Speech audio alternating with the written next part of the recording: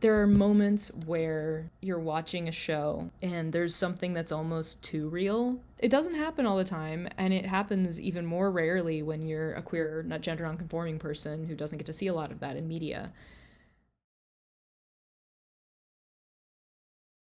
The first time I watched this, part of me just wanted to watch it and get through it, but then part of me was processing so much, and I felt like I needed to pause it and then rewatch it and pause it and rewatch it, which is kind of why I wanted to make this video so I could do that. Since this is Non-Binary Awareness Week, I wanted to do sort of like a scene breakdown analysis. I haven't done that on here before, but there's a scene in the series Feel Good, which if you haven't seen Feel Good, it's fantastic. You should check it out, especially if you're queer. It's really, really good queer content written by and starring Mae Martin, who is a queer comedian and writer, just somebody who, has the lived experience to tell this story. If you have not seen the show, this is a spoiler alert. But even if you haven't seen it, there's so much in it that even just watching this one scene and having this breakdown, there's more to enjoy. So you could definitely still watch the show and get a lot from it. So anyway, we're gonna go into it. We're gonna watch the scene. This is just sort of like the end of a day. Mae and George stop at this like hot dog stand to get hot dogs, and let's see what happens. Thank you, sir. So that moment right there, right, when the person selling the hot dogs refers to Mae as sir. So I had a very kind of visceral response the first time I watched this episode, because can't tell you the number of times that I have been misgendered in that way. And back when I was much more of the mindset where I was trying to present in a way that was more cis, femme, whatever, it felt like an insult. It felt like I had done something wrong to confuse this person into thinking I was a guy. And it was also something that was a very shameful thing when that would happen. It was very embarrassing, and especially when it would happen with friends or with family, and I would have to navigate my response in that situation. It was just, it was a lot.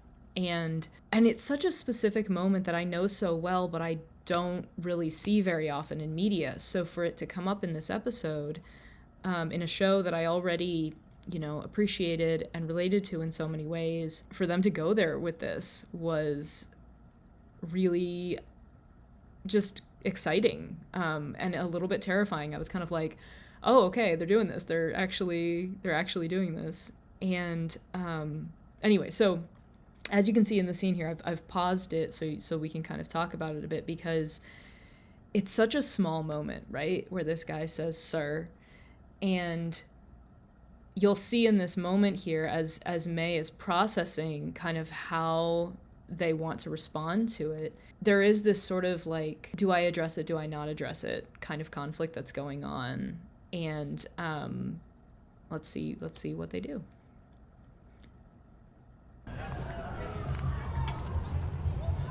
He called me sir. Did you hear that?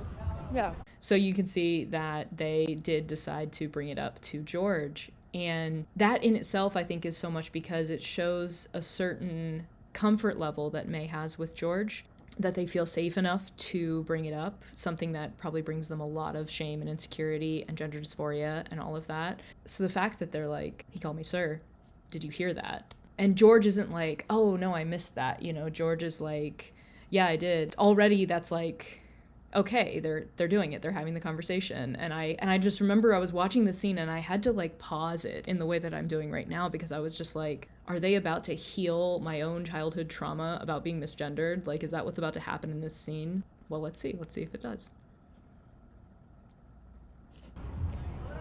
People always call me sir. Yeah.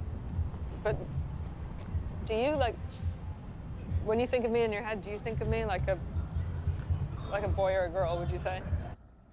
So I feel like Mae is kind of like sharing some things with George about like, people always call me sir. And that already is in itself a conversation, right? About what it's like to be misgendered. That could be what the scene is. The scene could just be oh, this is such an awkward situation. It happened all the time. I'm sorry that, we're having to navigate it. I'm sorry I have to navigate it, whatever. But then Mae decides to take it a little bit further because they've been kind of, having these musings about their gender and all this kind of stuff. So they decide to pose this question to someone that they really care about and who knows them and has been, a bit on this journey with them. Do you see me as a boy or a girl, would you say? And that's also such a vulnerable query. And I love that there's so much trust. The fact that George is such a safe space that Mae can have this kind of vulnerable conversation with her is so beautiful to me.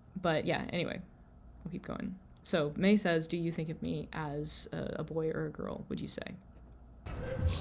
Just you, really. Yeah. And so then George says, just you, really, which is beautiful in its own way. But it's the next line that really, the first time that I saw this, I was like, that's the right question. That's the right response.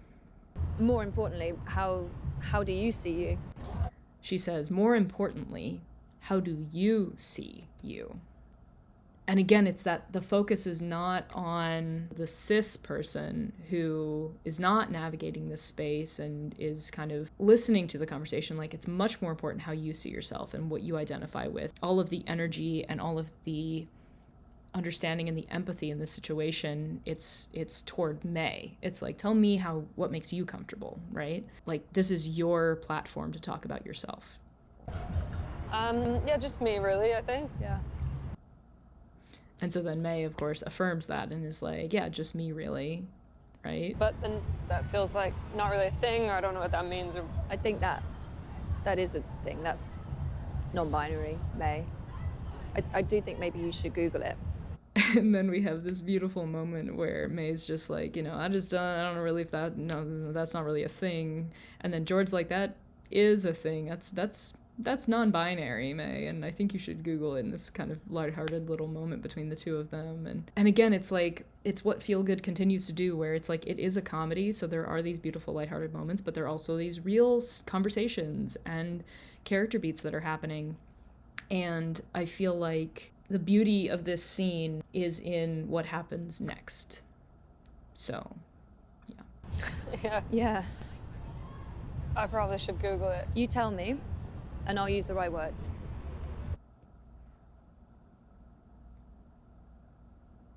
First time I was watching this scene and hearing George say that line, it's like, that is allyship right there. Like, that is, if you want to know how to be an ally, be like George. Respond in that way when someone tells you this about themselves.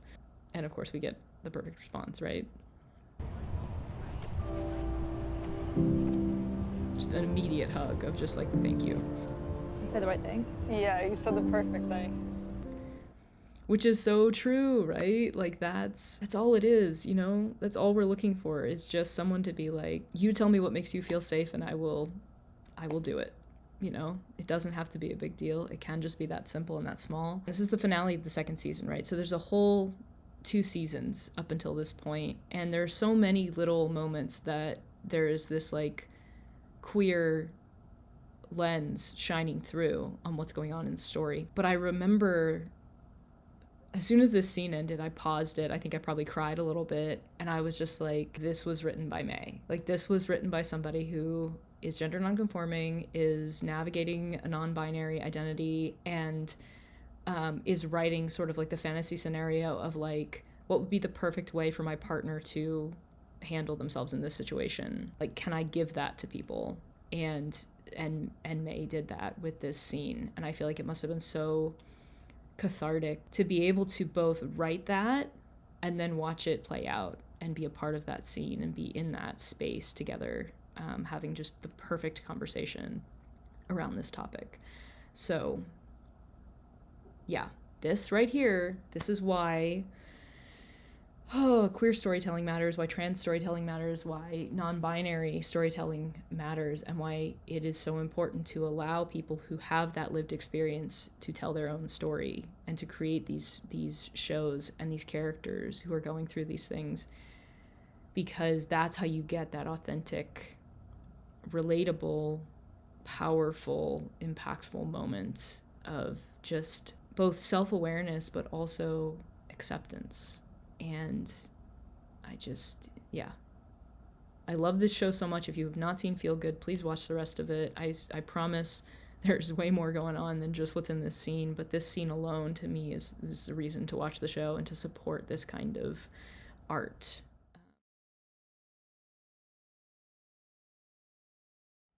So yeah, anybody else out there who is figuring things out and navigating the beautiful umbrella of non-binary identity, I see you. I hope that you have community that is uplifting you in your journey. If you don't, I promise you there are people out there who will see you and support you and love you.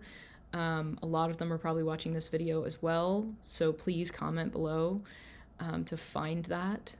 And thank you for watching this video and for engaging with my content, and stay tuned for more.